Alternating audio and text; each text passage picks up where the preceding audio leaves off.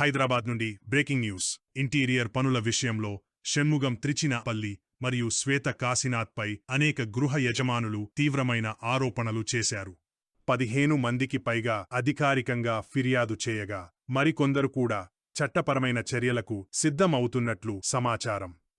మోసం, నమ్మకద్రోహం మరియు పనులు వదిలివేత ఆరోపణలపై పలువురు ఎఫ్ఐఆర్లు నమోదైనట్లు సమాచారం. క్రిమినల్ దర్యాప్తు కోరుతూ కమిషనర్ ఆఫ్ పోలీస్ మరియు deputy commissioner of police Secunderabad వారికి సంయుక్త ఫిర్యాదు సమర్పించబడింది. ప్రభావిత కుటుంబాల ప్రకారం వంటగదులు కూల్చివేసి ఇల్లు అసంపూర్తిగా వదిలి నెలల తరబడి జీవితం దెబ్బతిన్నట్లు ఆరోపిస్తున్నారు. పనులు పూర్తి కాకపోవడంతో కొంతమంది గృహయజమానులు ఒకేసారి ఈఎంఐలు మరియు అద్దె చెల్లిస్తున్నట్లు చెబుతున్నారు. ఫిర్యాదుదారుల ప్రకారం ఒకే విధమైన నమూనా కనిపిస్తోంది. అడ్వాన్స్ తీసుకోవడం, పనులు ప్రారంభించడం, హామీలు ఇవ్వడం, చివరకు పనులు వదిలివేయడం.